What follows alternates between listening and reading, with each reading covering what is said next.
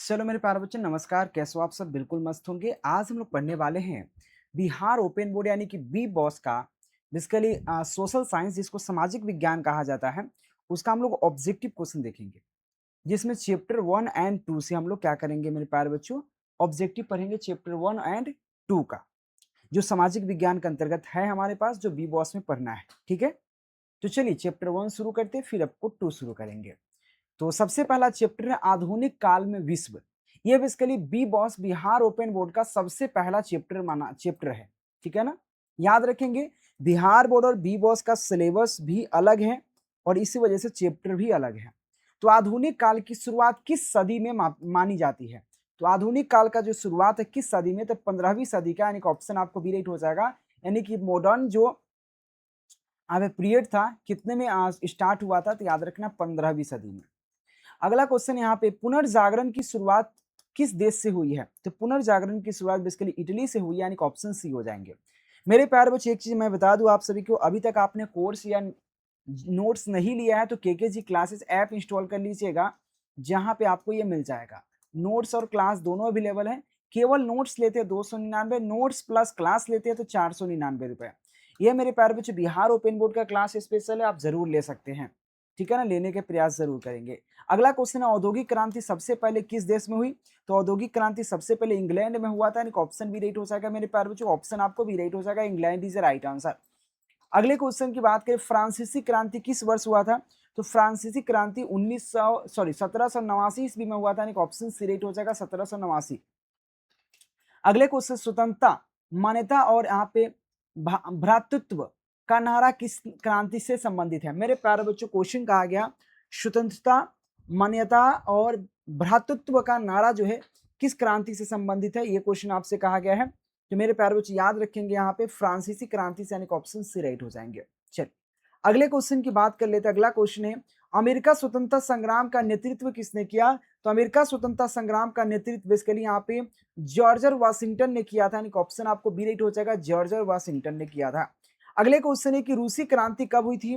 भाई रूस की क्रांति 1917 में हुआ था। और मेरे प्यारे बच्चे एक चीज याद रखिएगा, चंपारण सत्याग्रह भी 1917 में हुआ था। अब ठीक है ना, अप्रैल 1917। ठीक है, अगले क्वेश्चन है, प्रथम विश्व युद्ध कब प्रारंभ हुआ? तो मेरे प्यारे बच्चे प्रथम विश्व युद्ध 1914 में प्रारंभ हुआ था। ये तो बहुत इजी क्वेश्चन है, 1914 में प्रारंभ हुआ था। अगले क्वेश्चन है, द्वितीय विश्व युद्ध कब समाप्त हुआ? अब यहाँ पे समाप्त की बात कर रहा है, तो मेरे प्यारे बच्चे 1945 में समाप्त हुआ था। शुरू 1939 में हुआ था, 1939 में शुरू हुआ था और 1945 में समाप्त हुआ था, यानी ऑप्शन सी राइट हो जाएंगे। अगले क्वेश्चन की बात करें, संयुक्त राष्ट्र संघ यानी कि यूएनओ की स्थापना कब हुआ? तो संयुक्त राष्ट्र संघ का स्थापना जो बेसिकली हुआ था, ये 1945 में हुआ था, जिस समय द्वितीय विश्व युद्ध समाप्त हुआ था, यानी कि ऑप्शन आपको बी राइट हो जाएंगे। अगले क्वेश्चन है, संयुक्त राष्ट्र संघ का मुख्यालय कहाँ स्थित है? तो संयुक्त राष्ट्र संघ का मुख्यालय बेसिकली न्यूयॉर्क में स्थित है, यानी कि ऑप्शन सी राइट हो जाएगा, न्यूयॉर्क में। अगले क्वेश्चन है, शीत युद्ध किन दो महादेशों के बीच हुआ था? शीत युद्ध मतलब होता है बोलचाल के बीच, तो रूस और अमेरिका के बीच बेसिकली शीत युद्ध प्रारंभ हुआ था, यानी कि ऑप्शन बी राइट हो जाएंगे। मेरे प्यारे बच्चों, आप लोग अगर चाहे बिहार ओपन बोर्ड या बी बॉस में एडमिशन कराना हो तो दिए गए नंबर पर आप संपर्क कर सकते हैं। अगर एडमिशन के अलावा भी अगर बात की जाए तो हमारे यहाँ इसका क्लास मिल जाते हैं, नोट्स मिल जाते हैं, सब कुछ अवेलेबल हमारे मिल जाएंगे। ठीक है, अगले क्वेश्चन है कि यहाँ पे क्वेश्चन है, बर्लिन की दीवार का निर्माण किस वर्ष हुआ? तो बर्लिन की दीवार का निर्माण 1961 में हुआ था, ऑप्शन सी राइट हो जाएगा। 13 नंबर क्वेश्चन करिए। यूरोपीय संघ की स्थापना कब हुआ था? तो यूरोपीय संघ की स्थापना 1992 में हुआ था, यानी ऑप्शन आपको डी राइट हो जाएगा 14 नंबर क्वेश्चन के लिए। अगला क्वेश्चन है, महात्मा गांधी ने दक्षिण अफ्रीका में सत्याग्रह कब प्रारंभ हुआ? तो महात्मा गांधी के दक्षिण अफ्रीका में जो सत्याग्रह हुआ था, ये कब प्रारंभ हुआ था मेरे प्यारे बच्चों? ये क्वेश्चन 15 नंबर क्वेश्चन है, तो 1913 ईस्वी में, ऑप्शन सी राइट हो जाएगा। और दक्षिण अफ्रीका के बाद जैसे ही भारत आए तो 1917 में सबसे पहला महात्मा गांधी के द्वारा चलाया गया सत्याग्रह था, यानी ऑप्शन आपको क्या हो जाएगा? सी राइट हो जाएंगे। अगले क्वेश्चन है, अगला क्वेश्चन बनने से पहले मेरे प्यारे बच्चों चैप्टर चेंज हो जाता है, जिसका नाम है यूरोप में राष्ट्रवाद। ये चैप्टर 2 है बिहार ओपन बोर्ड यानी कि बी बॉस का, याद रखेंगे। बी बॉस का चैप्टर 2 पढ़ने जा रहे हैं, जिसका नाम है यूरोप में राष्ट्रवाद, जो इससे पहले चैप्टर 1 पढ़ रहे थे। एक और चीज मैं बता देता हूं कि मेरे प्यारे बच्चों, आप लोग को लाइव क्लास और वीडियो दोनों मिलते हैं अगर कोर्स ज्वाइन करते हैं केकेजी क्लासेस के ऐप से। केकेजी क्लासेस का ऐप है, इंस्टॉल जरूर कर लेंगे प्ले स्टोर से और वहां से क्लास को ज्वाइन कर लेंगे। अगर दिक्कत हो तो मेरे दिए गए नंबर पर आप संपर्क कीजिएगा। ठीक है। तो इटली और जर्मनी का वर्तमान किस महादेश के अंतर्गत आता है? इटली और जर्मनी वर्तमान यूरोप महादेश के अंतर्गत आता है। ऑप्शन बी राइट हो जाएगा। राष्ट्रवाद की अवधारणा का जन्म किस घटना से हुआ? तो मेरे प्यारे बच्चे याद रखना, फ्रांसीसी क्रांति की वजह से हुआ था, यानी कि ऑप्शन सी राइट हो जाएंगे। अगले क्वेश्चन की बात कर लेते हैं। आपको क्वेश्चन, मेजनी का संबंध किस संगठन से है? तो कार्बोनारी, कार्बोनारी संगठन से, यानी कि ऑप्शन सी राइट हो जाएंगे। अगले क्वेश्चन की बात करते हैं, मेजनी ने 1834 की किस संस्था की स्थापना की? तो मेजनी ने 1834 में बेसिकली यहाँ पे यूरोप संघ, यंग यूरोप की स्थापना किया था, यानी कि ऑप्शन बी राइट हो जाएगा, यंग यूरोप की स्थापना किया था। इटली और जर्मनी का विरोधी देश कौन था मेरे प्यारे बच्चों? तो इटली और जर्मनी का विरोधी देश ऑस्ट्रिया था, जो कि इसका बेसिकली सबसे बड़ा विरोधी था। ऑप्शन ही राइट हो जाएंगे। मेरे प्यारे बच्चों, ये बिहार ओपन बोर्ड का क्लास चल रहा है। जर्मनी क्वेश्चन है यहाँ पे, जर्मन जर्मन राइट्स राज का निर्माण किसने करवाया? तो जर्मन राइट्स राज का जो निर्माण है वो किसने करवाया था, ये क्वेश्चन आपसे कहा जा रहा है मेरे प्यारे बच्चों। इसका करेक्ट ऑप्शन होगा नेपोलियन बोनापार्ट, यानी कि ऑप्शन आपको बी राइट हो जाएगा, नेपोलियन बोनापार्ट। अगला क्वेश्चन है यहाँ पे, वियना कांग्रेस कब हुआ था? तो वियना कांग्रेस 1815 ईस्वी में हुआ था, यानी कि ऑप्शन ए राइट हो जाएगा, 1815 ईस्वी में। मेटरनिख कौन था मेरे प्यारे बच्चों? तो मेटरनिख बेसिकली कौन था, ये क्वेश्चन कहा गया। तो ऑस्ट्रिया का चांसलर था, जो कि सबसे बड़ा विरोधी था इटली और जर्मनी का एकीकरण का।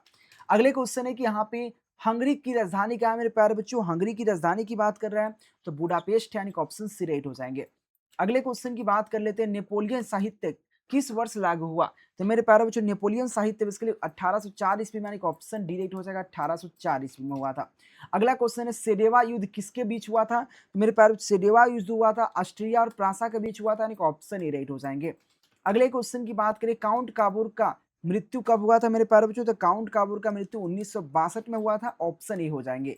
ये सब नोट्स और सब पीडीएफ केकेजी क्लासेस के ऐप पर अवेलेबल है, आप डाउनलोड करेंगे। लेकिन हाँ, वहाँ कोर्स ज्वाइन करने वाले को ही कर सकता है। गैरीबाल्डी पेशे से नाविक था मेरे प्यारे बच्चों, ऑप्शन डी राइट हो जाएंगे। बहुत प्यारा क्वेश्चन है। अगले क्वेश्चन है, वियना कांग्रेस द्वारा वियना कांग्रेस द्वारा बेसिकली यहाँ पे फ्रांस में किस शासक वंश का पुनर्स्थापना हुआ? तो किस शासक वंश का पुनर्स्थापना हुआ था, ये क्वेश्चन आपसे कहा जा रहा है। इसका करेक्ट ऑप्शन जो हो जाएगा मेरे प्यारे बच्चों 14 नंबर क्वेश्चन का, तो यहाँ पे ऑप्शन डी हो जाएगा बेसिकली, यहाँ पे राजशाही, याद रखना मेरे प्यारे बच्चों, सॉरी ऑप्शन सी हो जाएगा यहाँ पे बुर्बो वंश, ऑप्शन सी हो जाएगा। चल अगले क्वेश्चन की बात कर लेते हैं। अगला क्वेश्चन आपके सामने है, यहाँ पे लुई फिलिप ने 1840 में किसने अपना प्रधानमंत्री नियुक्त किया? मेरे प्यारे बच्चों 15 नंबर क्वेश्चन है, तो ऑप्शन ए राइट हो जाएगा, यहाँ पे गीजो, ठीक है ना, गीजो को, यानी कि ऑप्शन आपको ए राइट हो जाएंगे। 1832 में स्वतंत्रता, यहाँ पे स्वतंत्रता यूनान का राजा कौन बना? मेरे स्वतंत्र यूनान का राजा इसके लिए कौन बना? तो ओटो बना, यानी कि ऑप्शन ए राइट हो जाएगा, ओटो is right answer. Next question बढ़ते हैं मेरे प्यारे बच्चों। हेलो जी, बुआ इस अभी क्लास ले रहे हैं, क्लास लेकर बना देंगे वीडियो हम। हाँ हाँ, जो बिहार बोर्ड का मिलता है कॉपी उसी में लिख दीजिए, कोई दिक्कत नहीं। सिर्फ साइंस का प्रैक्टिकल में आपका एडमिट कार्ड में कौन सा सब्जेक्ट दिया है? हाँ, बस साइंस का ही प्रैक्टिकल होता है बी बॉस में, सोशल साइंस का प्रैक्टिकल नहीं होता है। ठीक,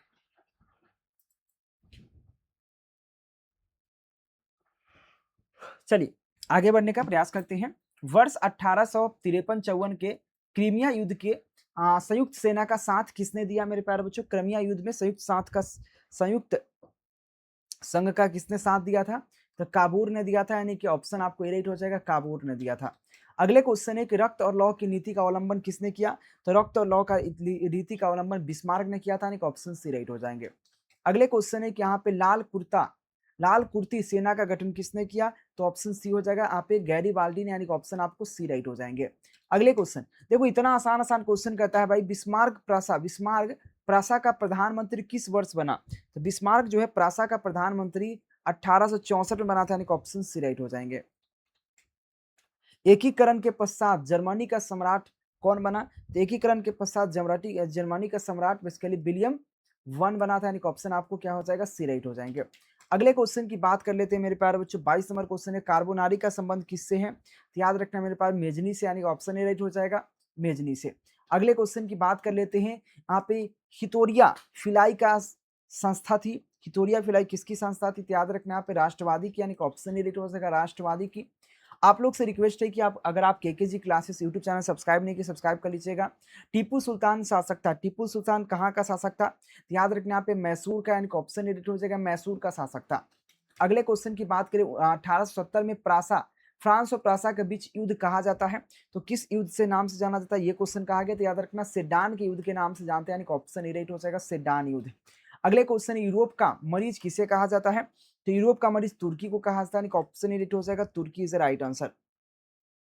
अगले क्वेश्चन की बात कर लेते हैं। अगला क्वेश्चन आपके सामने इस प्रकार से है कि जर्मनी का क्वेश्चन, जर्मनी में संसद को कहा जाता है, तो जर्मनी में संसद को बेसिकली यहाँ पे डाइट कहा जाता है, यानी कि ऑप्शन आपको बी राइट हो जाएगा डाइट कहा जाता है। अगले क्वेश्चन की बात करेंगे, यहाँ फ्रैंकफर्ट की संधि का हस्ताक्षर कब हुआ? तो फ्रैंकफर्ट की संधि का हस्ताक्षर बेसिकली 1861 ईस्वी में हुआ था, यानी कि ऑप्शन सी राइट हो जाएगा 1861 ईस्वी। जर्मनी का एकीकरण किस राज्य के नेतृत्व में हुआ? जर्मनी का एकीकरण जो हुआ था मेरे प्यारे बच्चे प्रासा के नेतृत्व में हुआ, यानी कि ऑप्शन सी राइट हो जाएंगे। अगले क्वेश्चन की बात करें यहाँ पे ब्रुसेन, ब्रुसेन सेप्ट, ब्रुसेन यहाँ पे सेप्ट किसकी राजधानी थी? तो ब्रुसेन सेप्ट बेसिकली किसकी राजधानी थी? ये क्वेश्चन आपसे कहा गया, तो याद रखना शिक्षक छात्र का, यानी कि ऑप्शन आपको बी राइट हो जाएंगे। अगले क्वेश्चन की बात कर लेते हैं। काउंट काबूर का विक्टर एमेनुअल ने किस पद पर नियुक्त किया था? प्रधानमंत्री के पद पर नियुक्त किया था, यानी कि ऑप्शन आपको बी राइट हो जाएगा प्रधानमंत्री। यहाँ पे क्वेश्चन है गैरीबाल्डी की जीवनी किस भारतीय ने लिखा है? तो गैरीबाल्डी के जो जीवनी है किस भारतीय ने लिखा है, ये क्वेश्चन आपसे कहा गया है, तो ऑप्शन डी राइट हो जाएगा लाला लाजपत राय ने, ऑप्शन डी राइट हो जाएंगे। अगले क्वेश्चन की बात करेंगे। क्वेश्चन है यहाँ पे श्रीरंगपट्टम, श्रीरंगपट्टम में स्वतंत्र वृक्ष किसने लगवाया? ये क्वेश्चन कहा गया, तो ऑप्शन आपको ए राइट हो जाएंगे। ठीक है, ऑप्शन आपको क्या हो जाएगा? टीपू सुल्तान ने लगवाया था, यानी कि ऑप्शन ए राइट हो जाएंगे। अगले क्वेश्चन की बात कर लेते हैं। अगला क्वेश्चन आपके सामने है, क्रीमिया युद्ध हुआ था, तो क्रीमिया युद्ध कब हुआ था? ये क्वेश्चन कहा गया, तो ऑप्शन बी राइट हो जाएंगे 1853-54 में, यानी कि ऑप्शन आपको क्या हो जाएगा? बी राइट हो जाएंगे। अगला क्वेश्चन है कि यहाँ पे इटली के एकीकरण का मसीहा किसे कहा जाता है? तो इटली एकीकरण का मसीहा किसे कहते हैं? ये क्वेश्चन आपसे कहा जा रहा है मेरे प्यारे बच्चों, तो याद रखना यहाँ पे काबूर को। एक मिनट मेरे प्यारे बच्चों, मेजनी को ना कहा जाता है भाई, मेजनी को कहा जाता है, ऑप्शन ए राइट हो जाएगा। अगले क्वेश्चन है जर्मनी के एकीकरण का प्रमुख वस्तुकार कौन था? तो जर्मनी के एकीकरण के प्रमुख वस्तुकार बेसिकली बिस्मार्क था, यानी कि ऑप्शन आपको डी राइट हो जाएगा बिस्मार्क इज राइट आंसर। अगले क्वेश्चन है बिस्मार्क कौन था भाई? तो बिस्मार्क बेसिकली क्या था? यहाँ पे कूटनीतिज्ञ था, यानी कि ऑप्शन आपको डी राइट हो जाएंगे। अगले क्वेश्चन की बात कर लेते हैं। इटली के एकीकरण में निम्नलिखित में से किसका संबंध नहीं था? इटली के एकीकरण में किसका? बिस्मार्क का संबंध नहीं था, यानी कि ऑप्शन आपको ए राइट हो जाएंगे।